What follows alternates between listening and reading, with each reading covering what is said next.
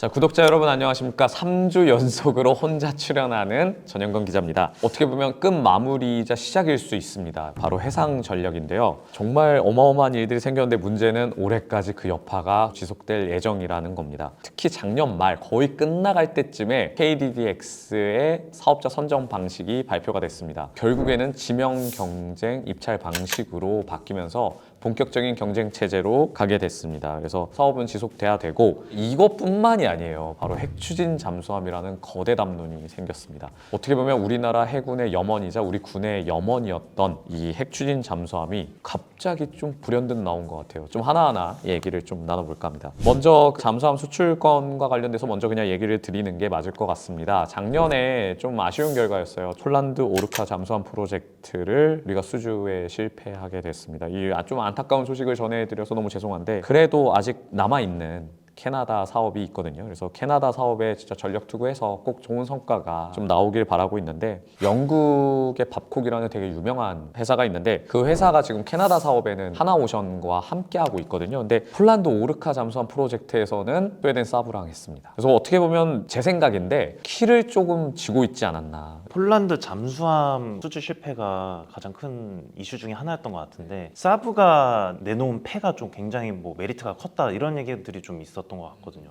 사브랑 밥콕이랑 같이 협업을 했다고 하셨는데 그게 폴란드 쪽에 어떤 이점을 줄 수 있었던 건지. 그런 부분들에 있어서 스웨덴이 굉장히 많은 것들을 좀 이렇게 지원을 해준 것 같아요. 잠수함을 파는 것뿐만 아니라 산업적인 그 협력 측면에서도 굉장히 많은 도움을 줬던 걸로 알고 있고, 그 벽이 굉장히 높았다라는 평가가 있습니다. 그러니까 실제 유럽의 벽을 맞았다 이런 보도들이 좀 많았는데요. 폴란드가 사실 우리나라 무기도 많이 수입해서 이번에도 좀 기대를 했지만 이 북해에서 움직이는 거는 사실 좀 어렵지 않았나. 우리 3,000톤급 이상의 잠수함으로는. 그래서 EU의 벽이 있었고, 그리고 약간 일본도 이런 부분에 있어서는 판단이 섰다는 얘기를 하시는 분이 있습니다. 저희도 물론 막판에 엄청나게 지원을 해준 것 같아요. 그 대한민국 1호 잠수함 장보고함이 퇴역을 한 이후에 양도가 될 예정입니다. 그만큼 우리나라에서도 이 사업을 굉장히 끝까지 지고 한번 도전을 해봤던 것 같은데, 이번 캐나다도 물론 굉장히 강력한 상대랑 붙거든요. 근데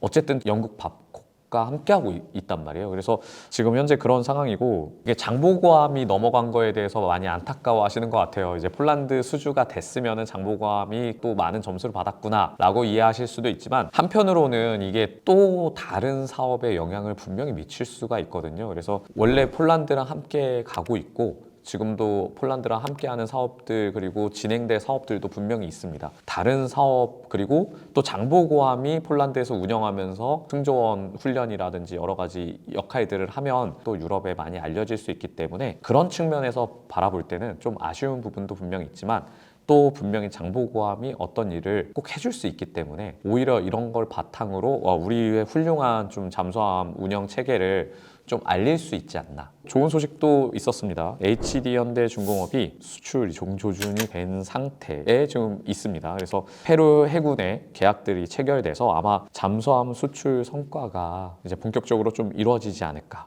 그건 뭔가 핵추진 잠수함 관련 선배 에이펙 때 뭔가 당시에 에이펙 기간 중에 우리나라에, 그러니까 캐나다 총리도 오시고 정상들이 오면서 되게 관심이 많았잖아요. 특히 경주의 위치가 딱 좋아요. 갈 수 있는 방편이 좋거든요. 예를 들면 울산으로 가기도 쉽고 거제로 가기도 쉽고 부산도 가까워요. 그래서 저는 잠수함 수출이라든지 도입을 논의하기 위해서 정상들이 많이 올 거라는 거는 알고 있었어요. 근데 갑자기 그 상황에서 어마어마한 임팩트가 나왔던 거죠. 그 현장에 있던 기자들도 놀란 분들 꽤 많았습니다. 이게 어떤 약속 대련이 아니었던 걸로 저는 기억을 해요.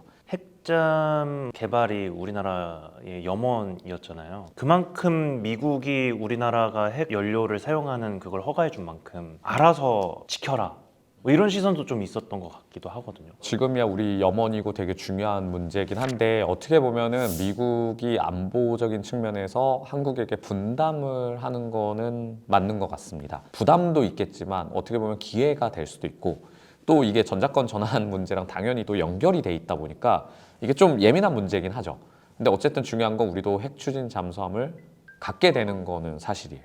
이미 오래전부터 계속 준비가 돼 있고 돈도 계속 예산을 투자했던 걸로 뭐 보도들도 나오고 있지 않습니까? 그래서 다만 이제 문제점도 많습니다. 아직 넘어야 될 산이 너무 많아요. 하나하나씩 정복해 나가야 될 것 같습니다. 혹시 좀 얘기 나온 배수량급 같은 게 좀 있나요? 일단 뭐 7,000에서 8,000톤이라는 배수량이 이제 뭐 유명한 의원께서 이렇게 좀 얘기가 나왔고요. 설계를 안 해서 정확하게 나온 거는 아직은 없습니다. 다만 이제 넘어야 될 산들이 굉장히 많다 보니 그게 좀 힘든데 2026년에 전홍축 관련된 그리고 연료 확보 문제 뭐 이건 당연히 문제고 IAEA 핵시차 뭐 등등등 정말 많은데 저는 그냥 국방적인 측면에서만 좀 짧게 얘기를 드리면 이게 지금 제일 큰 문제 중에 하나는 핵추진 잠수함을 만들 때 예산이 되게 많이 들어요.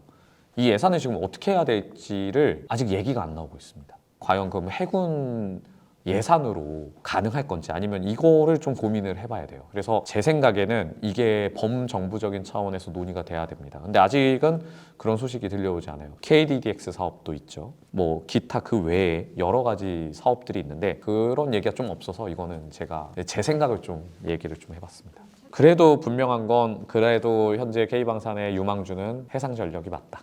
그리고 또 우리 조선업이 지금 사이클이 굉장히 좋습니다. 뭐 슈퍼사이클이라고 호황인데 근데 그 부분에 있어서 안 떨어지고 계속 좀 유지를 할 수 있는 그러려면은 미국과의 유대와 협력 그리고 우리 기업들이 방산 뭐 보안 등급이라든지 미국에 진출할 때 그런 것들 되게 세부적으로 잘 따져서 미국 시장을 진출할 수 있는 기반을 진짜 잘 닦아놓고 있어야 돼요. 근데 시간이 좀 걸리는데 그거를 빠르게 앞당기는 방법은 역시 트럼프 대통령이 좀 필요할 것 같다. 이게 지금 현재 많은 전문가들의 이야기입니다. 일단 올해 뭐 지상, 뭐 해상, 그 다음에 공중까지 다 좀 망라를 해봤는데 제가 좀 많이 더 알려드리고 싶은데 못 알려드린 게 정말 많은 것 같습니다. 그럼에도 불구하고 이렇게 말씀드린 이유는 저희 프로파일럿과 함께 계속 2026년을 지켜봐달라는 뜻이거든요. 2026년에는 우리 K방산이 좀 더 잘 돼서 더 많이 알려드리고 싶고 앞으로 더 새로운 모습 그리고 더 많은 알찬 모습으로 프로파일럿 여러분들에게 다가갈 수 있도록 하겠습니다. 소통을 위해서 앞으로도 궁금하신 거 있으면 적극적으로 댓글 달아주시면 속속들이 다 풀어나가 보겠습니다. 지금까지 정말 감사한 전영건 기자였습니다.